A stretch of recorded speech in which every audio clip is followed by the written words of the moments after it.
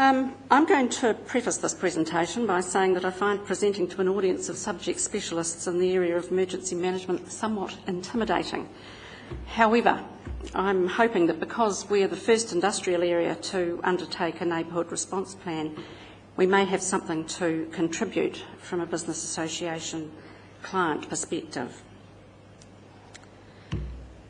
And the person that introduced me has probably covered a little bit about East Tamaki, but we're an area that's a hop, skip and a jump sort of south of here, and yes, have almost 2,000 businesses, very much a manufacturing and distribution hub, and all the supporting businesses that support, if you like, that manufacturing sector, and very much a growth area.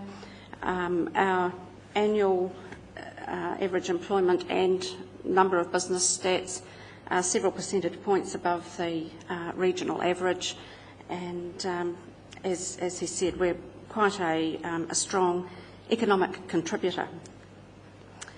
GETBA, or the Greater East Tamaki Business Association Incorporated, has been around since 1994 and for a number of years was funded by voluntary subscription, but partway through 2009 the organisation felt they needed to secure more sustainable funding ongoing, and so partnered with Auckland, well actually back then it was Manukau City Council, but partnered with the council in becoming a business improvement district whereby the property owners in the area were all contributing via a targeted rate, and of course they either passed that on to the businesses or in some instances are owner operators. So there's probably about 3,000 stakeholders in the area. So the challenge was very much moving from 600 odd voluntary businesses to about 2,000, and so I came on board at the beginning of last year, as was said, to I guess grow the business and take it to the next level. So our role is really to make it easier for the businesses in the area to do business, provide business support.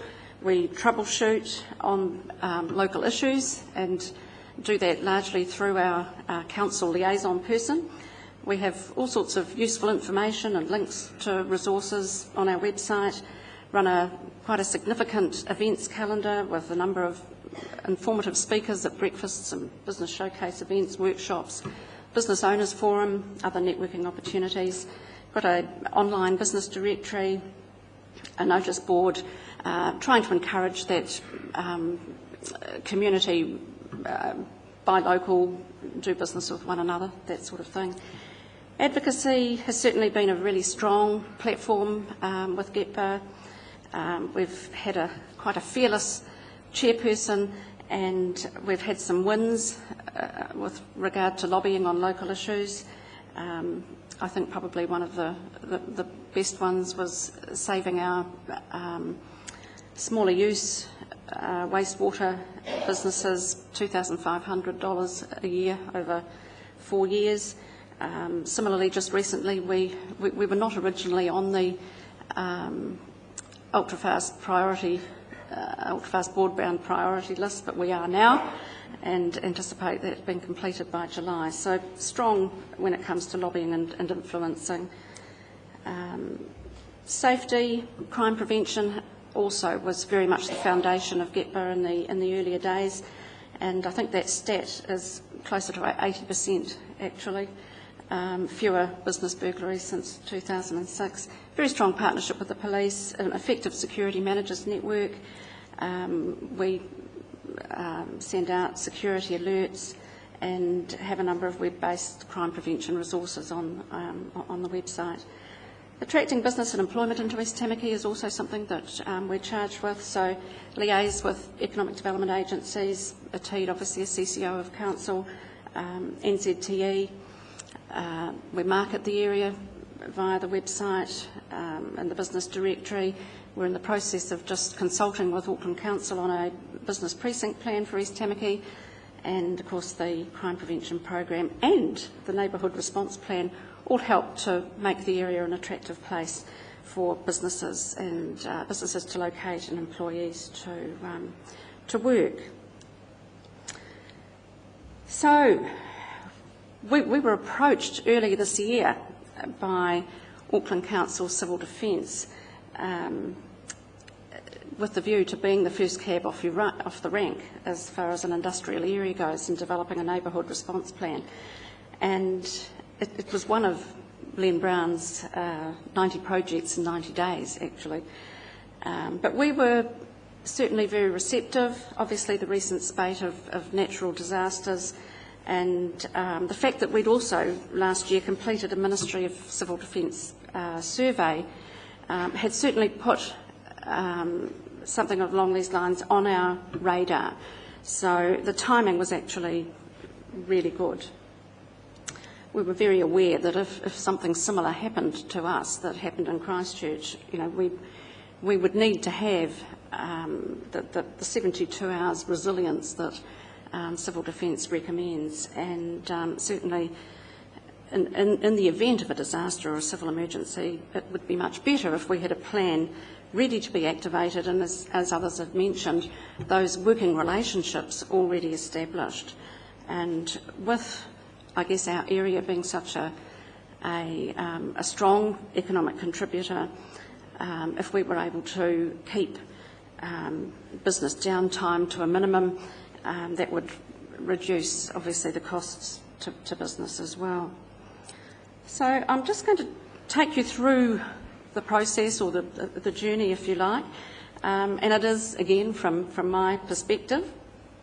And we started with the approach, actually, from Shane Webb, who came to see me and our chairperson initially to brief us on the concept.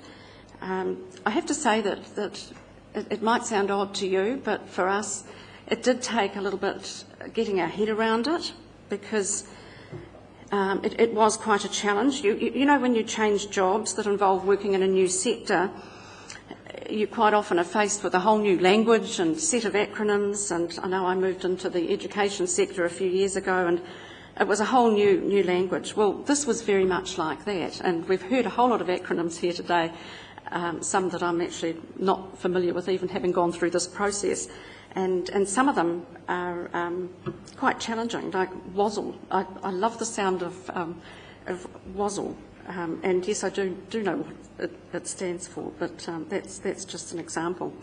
So, with it being one of Mayor Len Brown's 90-day projects, we had to get up and running quite quickly, and I think we had a completion target of April-May if we were to meet his deadline. So with a sense of urgency, I flung myself into it and hurriedly emailed the whole membership asking for those interested in being involved, and to find out also which companies already had their own plans. And sorry to say that we didn't really get much response, and certainly not the right response. So I initiated a meeting, this time with Craig Bossam, early February, really to drill down a little to the approach that we should be taking. And I really wanted to see a plan template.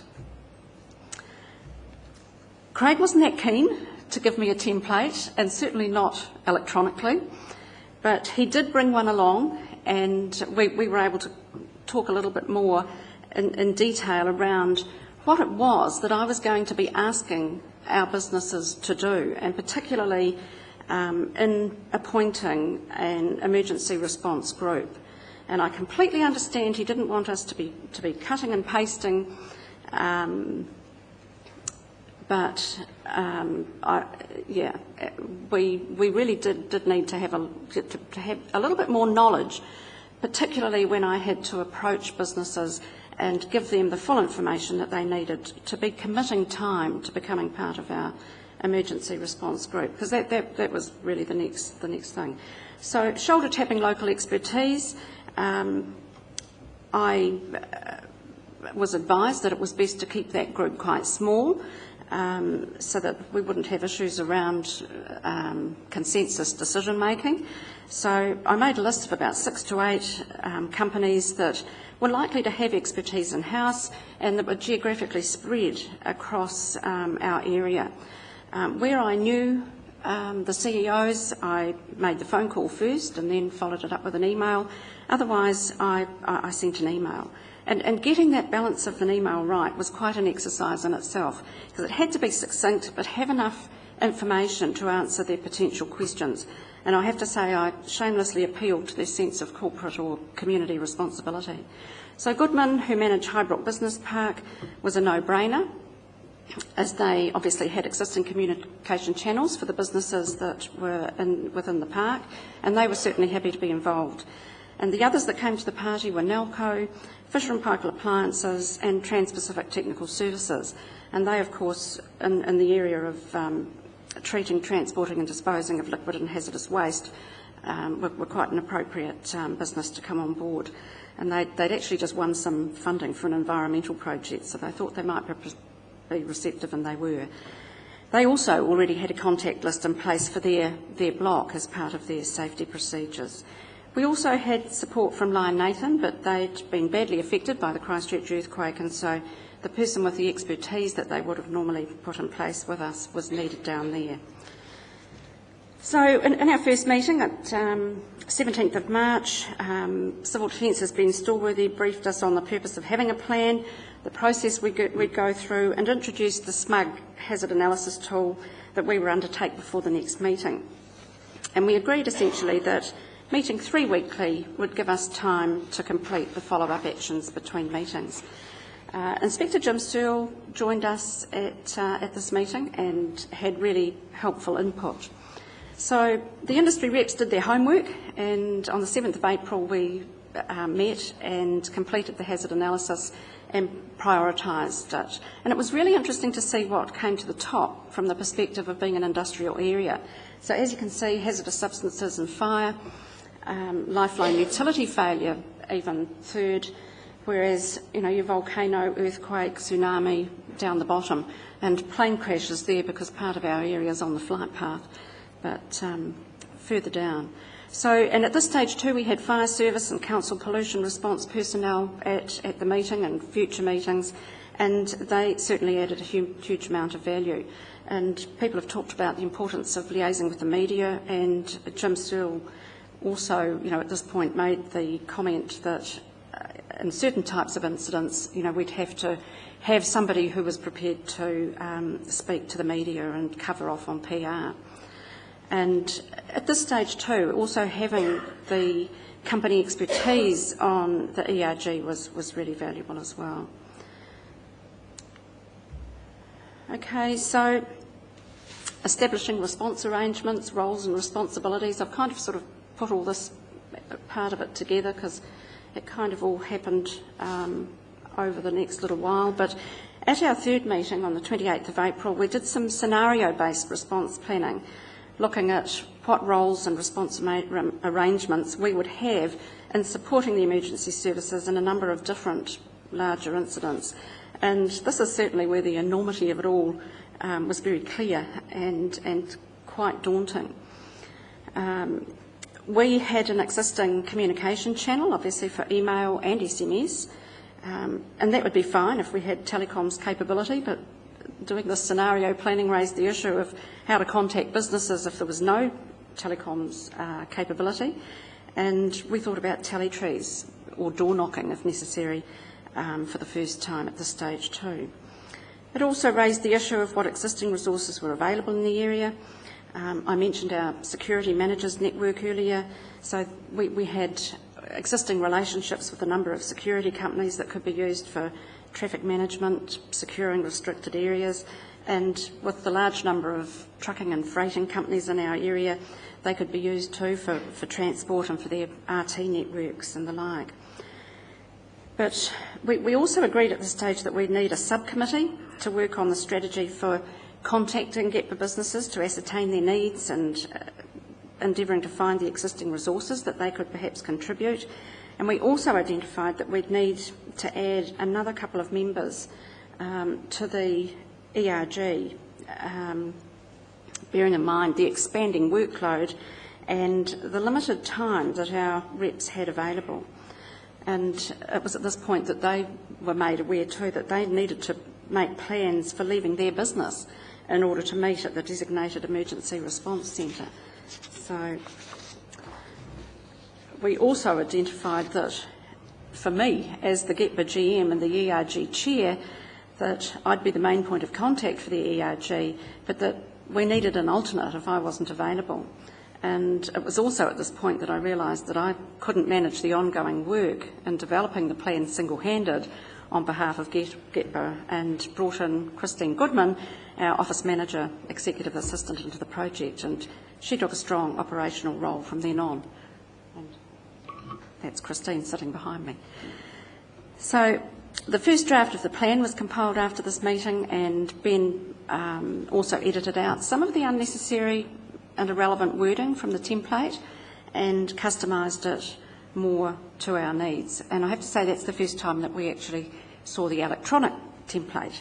So we were doing our own thing and thinking about it and customising it in our own way, rather than just doing that cut and paste, because believe me, we never saw this as an academic project that had to be done. It was very real and more than a little bit scary. So we were all tasked with actions prior to our next meeting on the 10th of June, and this was the last full group meeting, so the emergency services personnel became advisory only after this point, and we approached another 2 companies and added representatives from Farmers Trading Company and Fisher and Paykel Healthcare.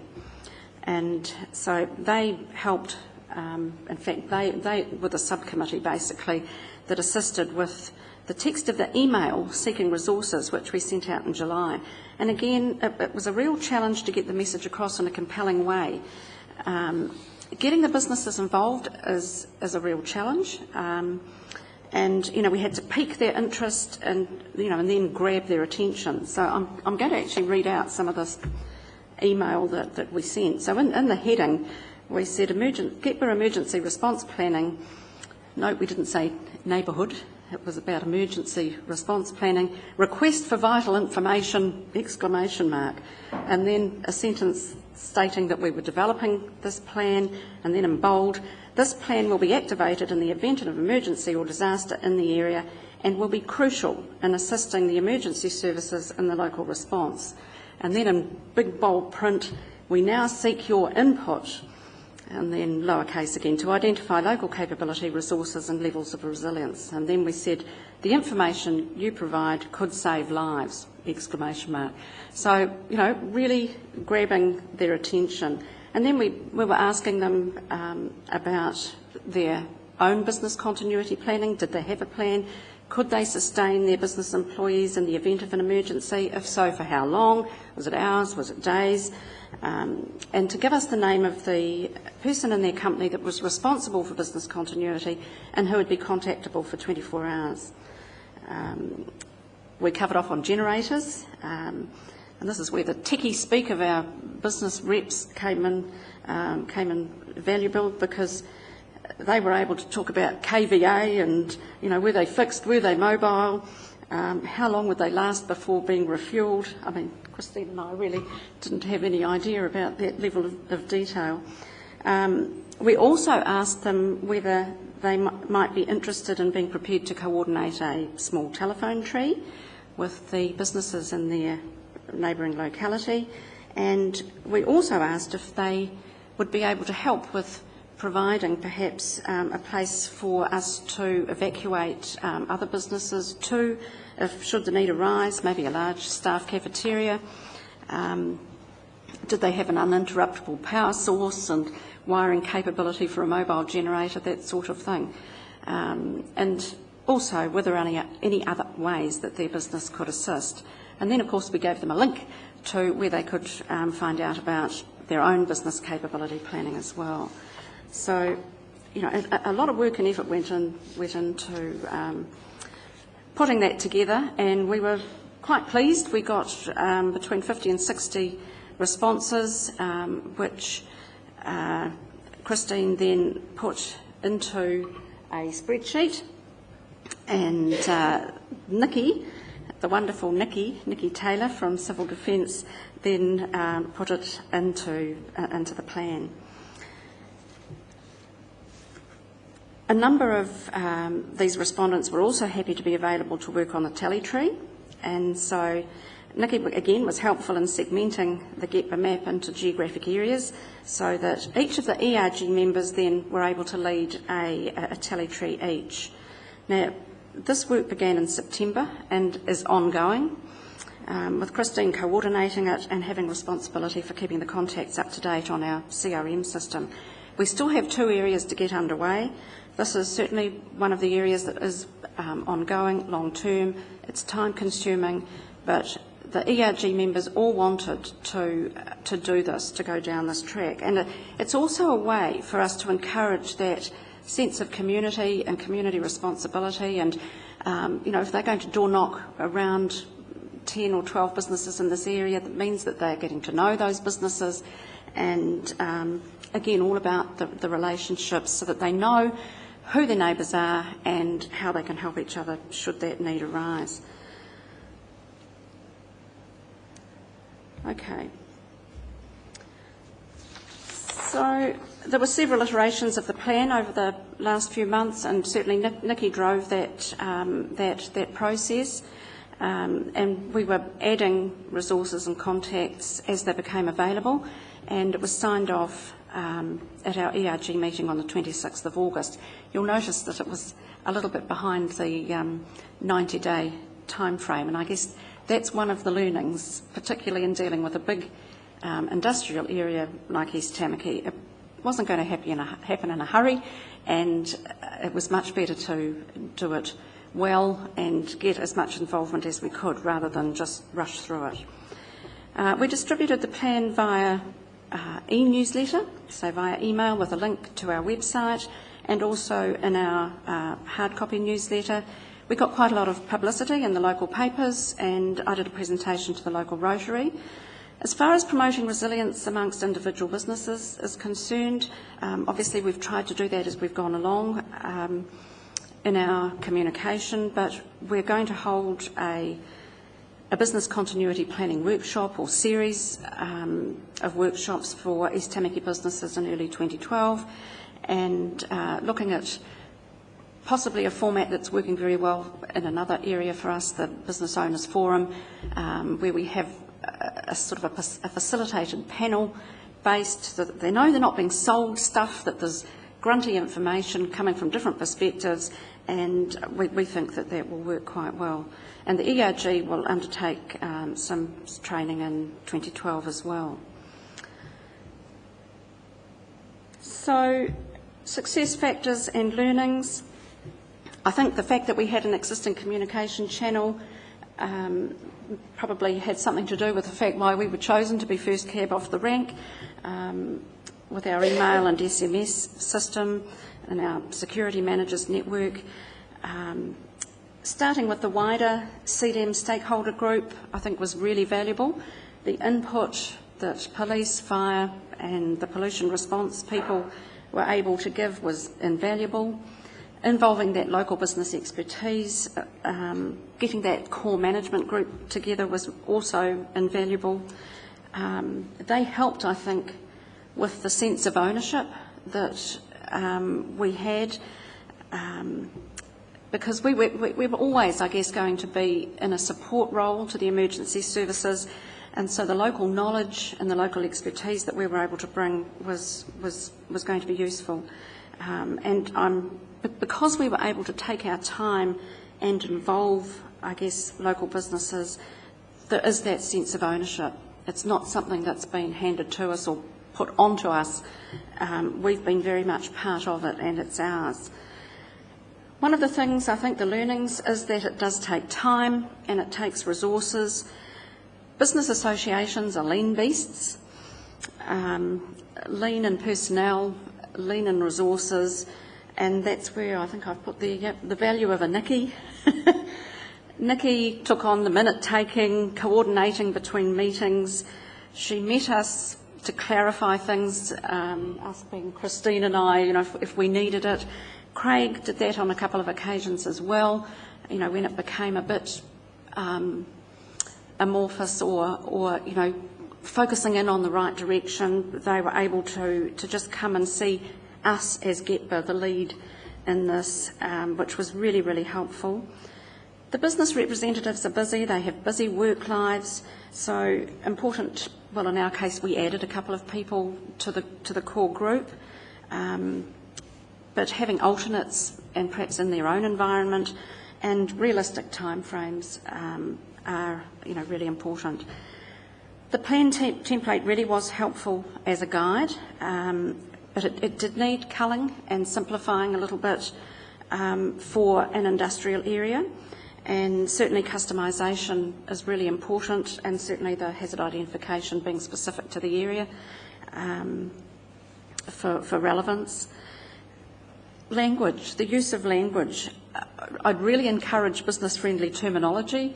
I notice the link that we have through to the Civil Defence website calls what we probably think of as emergency kits or survival kits, calls them CD cabinets, and there is a link from that page, so it actually doesn't have what's in a CD cabinet with that wording, so it's not obvious for those that aren't in civil defence.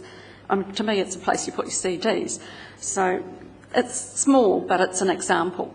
The use of the word neighbourhood, and I know that from a systems perspective, we couldn't call our plan anything else but a neighbourhood response plan, but it does denote domesticity or a residential area, and so when we talk about the planning that we're doing, we call it emergency response planning and then refer to the neighbourhood response plan. So just a couple of, I guess, learnings from dealing with a business area. And that's about it from me. So thank you for the opportunity to come and speak to you today. Are there any questions? Only through civil defence. Oh yes, we are the lead, if you like, business association in this. But yes, we have, as part of our being a bid relationship with council, we have, if you like, a loose association with the other industrial areas. So Wiri. Penrose is not organised as a bid yet, but we work in quite in close association with Penrose, Rosebank and also North Harbour. So yes, but yes, we're the first, essentially. And it's early days. We've got the plan, but we're still planning and still educating. Thank you. This is a